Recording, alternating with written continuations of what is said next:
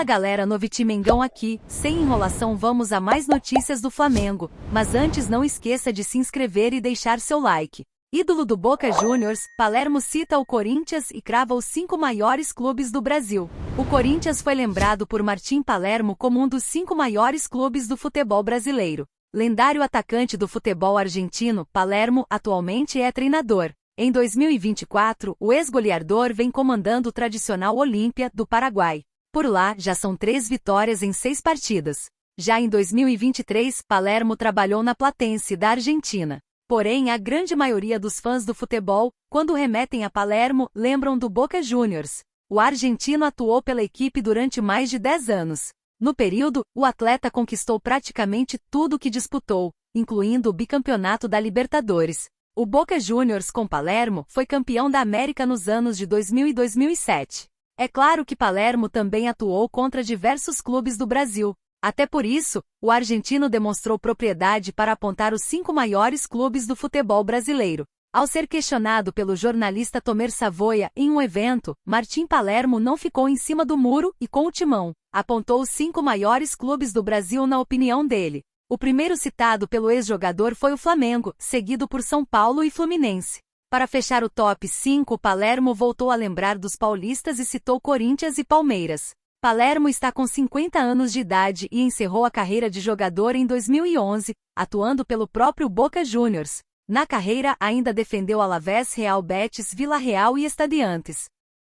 Opinião: Flamengo deveria apostar no jovem Wellington como substituto de Gabigol. Nesta segunda-feira 25, os torcedores e os dirigentes do Flamengo foram surpreendidos com a suspensão de Gabigol por 2 anos. A decisão foi tomada após o atacante ser denunciado por tentativa de manipulação de exames antidoping em abril do ano passado. O rubro-negro e o jogador podem acabar recorrendo da decisão, mas a expectativa é que ele fique alguns meses sem entrar em campo. Com isto em mente, o Flamengo pode precisar de um substituto para seu camisa 10 para os próximos jogos da temporada. Um dos nomes que pode vir a ser útil nesta função é o do jovem atacante Wellington, que é da base do Mengão. O jovem atacante de apenas 18 anos de idade encantou Tite, que pediu a sua permanência no clube assim que chegou. Ele pertence ao Juventude e está emprestado ao Fla até o fim da temporada. Neste ano de 2024, Wellington ganhou notoriedade após se manter entre os artilheiros da Copa São Paulo de Juniores. Ele foi um dos fatores principais para a equipe chegar até as semifinais da competição. Por se tratar de uma solução caseira, o jovem pode vir a fazer com que o rubro-negro economize um grande montante dos seus cofres. Jovem e habilidoso, ele não será titular, mas também pode vir a ser um elemento interesse do banco de reservas. O Fla deve tratar a oportunidade como aconteceu com Rodrigo Muniz, que atualmente brilha na Premier League. Dar oportunidades aos jovens pode ser um fator fundamental para o Mengão neste ano tão importante. Nada de Zico, Marcelinho Carioca elege o maior batedor de faltas de todos os tempos. O ex-jogador Marcelinho Carioca ganhou bastante notoriedade por vestir as cores de algumas das maiores equipes do Brasil. Revelado pelo Flamengo, o meio-campista também passou pelo Corinthians, onde acabou se tornando o ídolo do time. Um dos pontos fortes do seu futebol eram as cobranças de falta, onde ele se consagrou marcando grandes gols ao longo de sua carreira. Recentemente, ele foi questionado sobre quem foi o melhor nesta função. Surpreendendo a todos, o ex-jogador apontou quem é o melhor de todos os tempos na função. Durante participação no podcast Denilson Show, o ex-jogador Marcelinho Carioca foi questionado quem foi o melhor batedor de faltas. Citando Zico como seu professor, ele se autoproclamou o melhor nesta função. Eu quero terminar. Eu não sei se você já respondeu isso, acredito que já. Entre os especialistas de falta, eu anotei alguns da sua geração, um pouco antes e depois. Não peguei Zenon de cá, Ayrton Lira. Vamos lá, quem foi melhor?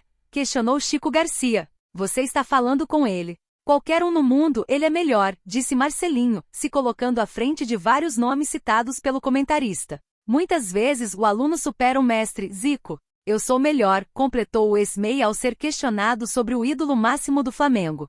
Dono de um grande arsenal nas bolas paradas, o ídolo do Corinthians marcou época com a sua versatilidade nas cobranças. Ao todo, durante sua carreira ele foi às redes em 86 oportunidades cobrando faltas.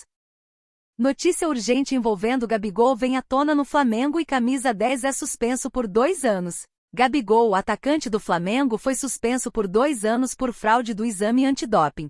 O julgamento que começou na última semana foi concluído nesta segunda-feira 25, e o jogador foi julgado nesta tarde pela Justiça Antidopagem. Devido à questão técnica do regulamento antidopagem, a pena começou a valer a partir do dia 8 de abril do ano passado, quando houve a coleta de exames no CT do Flamengo, ainda que Gabigol estivesse em atividade no último ano. Sendo assim, ele está impedido de jogar até abril de 2025 e cabe recurso. Com 2 anos de punição que poderia chegar a 4, o atacante pode jogar em abril de 2025, ou seja, não em abril de 2026, o que aconteceria em caso de punição a partir desta segunda-feira. Tanto o jogador como o clube podem recorrer à Corte Arbitral do Esporte na Suíça, um tribunal da FIFA. O placar no julgamento terminou de 5-4 a favor da punição de Gabigol, que foi acusado por infração ao artigo 122 do Código Brasileiro Antidopagem. Nele consta fraude ou tentativa de fraude de qualquer parte do processo de controle. O código prevê suspensão de até 4 anos em caso de condenação. A defesa teve LC Cameron, bioquímico, que foi chamado para discutir os métodos do exame.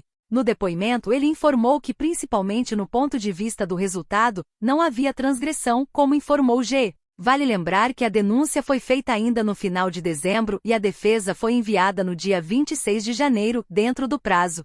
Contou com imagens da câmera de segurança do CT do Ninho do Urubu. Já no último dia 20 foi realizada a primeira sessão do julgamento em 5 horas, de forma online pelo Tribunal de Justiça Desportivo Antidopagem, TJDAD. Gabigol prestou depoimento por meio de videoconferência com outras 7 testemunhas.